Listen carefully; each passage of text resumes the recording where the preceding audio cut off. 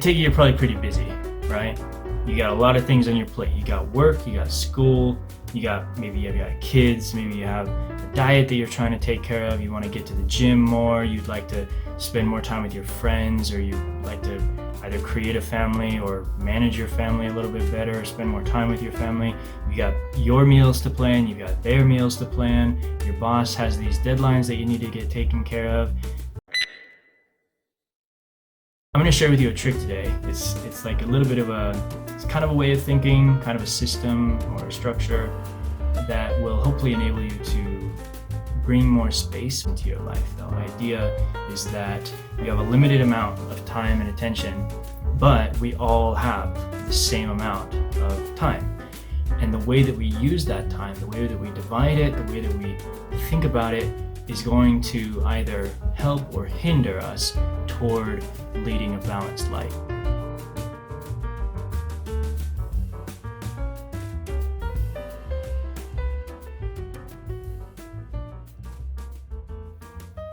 The block schedule. What is that? That's what we're going to be talking about right now. The block schedule, shout out to Jordan Page. As far as I know, she came up with this idea.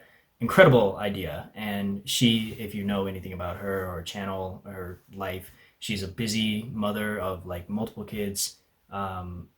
They have several businesses and church life and all kinds of stuff. And yet she gets a lot done. And the thing that I really admire about her is that she doesn't just focus on getting more done and getting more and more and more and more done, but she also emphasizes that the purpose of productivity at the end of the day is to feel like you didn't leave things unattended to. There's not that feeling of things slipping through the cracks, but in fact you have a place for everything that you care about. You have a time and a place for family. You have a time and a place for work. You have a time and a place for personal projects. And all of that stuff is attended to, and it's given a fair amount of time and attention. So we're going to talk about this block schedule idea as a piece of the puzzle, perhaps, toward accomplishing that end. So here's the problem, okay, with the world today.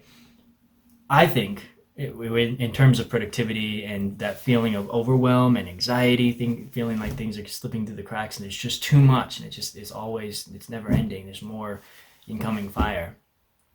I think that the problem is that we live in such a fast-paced world so that we now lack focus. And what I mean by that is when you feel that overwhelm and that sense of so much coming at you, and it just feels like the world around us is speeding up, and that's both on the local level and the world at large. When you feel that feeling, we feel like we have to speed up with it. In order to keep up, we take on more than we probably should, and we try to tackle more than one thing at once. And so what happens is, going through the day, instead of the very neat divided structure of the days that we used to do, like in high school, for example, Jordan Page talks about this, where you have the first window of the day is history, and maybe the next window is science, and then the next window is math, and you have certain blocks of the day, and each block has its dedicated focus, and for that specific amount of time, from bell to bell, I mean, it's very clear, you have that particular thing to focus on, and you know that even if you have something due in the next hour, you don't worry about it. If it's in the next class, you worry about it at that time, or you take care of it before that class or the day before, whatever. You know what I'm saying, right? You have a specific window of the day. Instead of that, what we tend to do as adults, without a set structure for a day like that, like we had in high school, what tends to happen is we have all of these things on our plate, which really means in our head, swirling around in a chaotic manner, making it feel perhaps like it's more than it really is. And at the end of the day, instead of feeling fulfilled, you almost always feel like things didn't get done. You felt like you were trying so hard, and we feel like we're being busy, right? We feel like we're being productive because we're multitasking, so to speak. We're trying so hard to stay on top of it, and that feels like we're being productive. But in fact, when we multitask, I would argue that's actually just wasted time. Because if you are trying to work on a presentation, but you also have on your mind the report that's due on Tuesday of next week, and you're also worried about, oh, that call from your kid's teacher, and you have to get together these papers in order to take care of that at that time. And essentially everything is all being bombarded all at once, and without focus it feels like more than it is. Or even if it is as much as it seems, we're not giving ourselves the best strategy to approach it efficiently.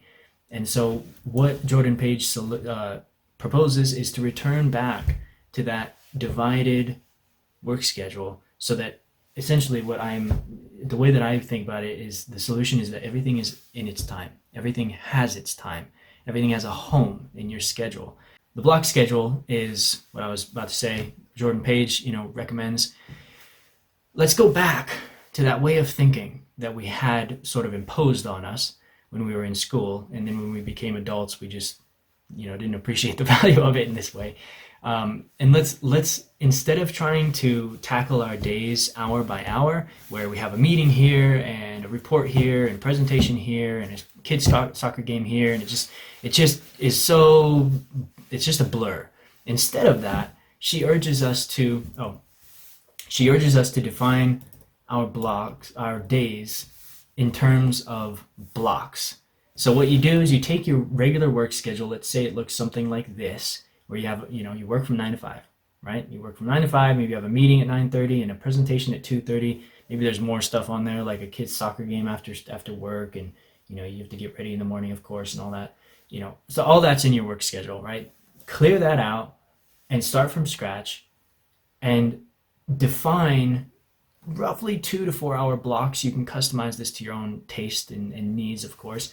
But here's an example of what you might do.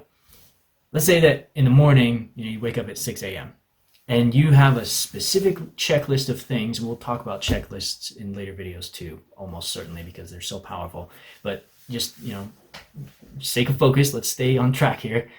You have a specific list of things you need to get done before you head out the door. So you need to get dressed, you need to brush your teeth, you need to comb your hair, you need to wash your face, breakfast, get the kids ready, all that stuff. You have a specific list of things you need to get done in that block. And that is the purpose of the block. And then after work, the way that I like to treat the window from 5 to 8 is I treat that generally as time for family, time with family. So in that window, I do things like cooking, or going out with my family to eat and enjoying the meal together. A lot of the time, if my family is not home from their work by 5 right at 5, a lot of time I'll use this as personal time to like go on a walk or something like that. And it's sort of, it's very nice. If you are working from home, especially, it's extremely important to have a clear end of the workday. When you are, 5 o'clock hits, you gotta have some sort of mechanism that tells your brain you're clicking out that time card. Otherwise, work blends into the evening, and then that blurring of the line, right, between work and personal that we were talking about with email, that same thing happens with your time. If you don't have a clear cutoff of when your workday is ended and the rest of the time has begun. And that same idea is this exact thing that we're talking about, from morning to work, from work AM to work PM, etc., right? The block clearly ends and a new one clearly begins. And so that's the block schedule in a nutshell. The thing that I wanted to bring to your attention that I feel like Jordan Page has a different take on, not wrong, I just wanted to give a fresh look if I could, is that value of the block schedule being in our focus. The switch in our thinking from a day is just a day, and all the things that we have to get done today are just for the day.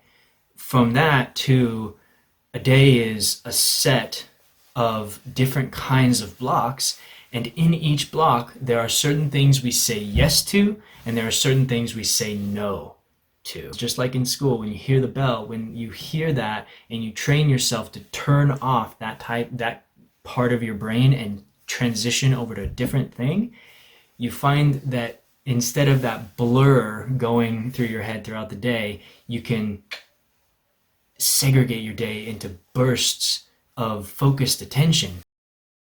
Next week we'll be talking about timers and alarms and how to actually go about implementing this into your life without putting it on your schedule, which is going to make it messy, or trying to keep it in your head, which is just going to be a burden. So we'll talk about that next week.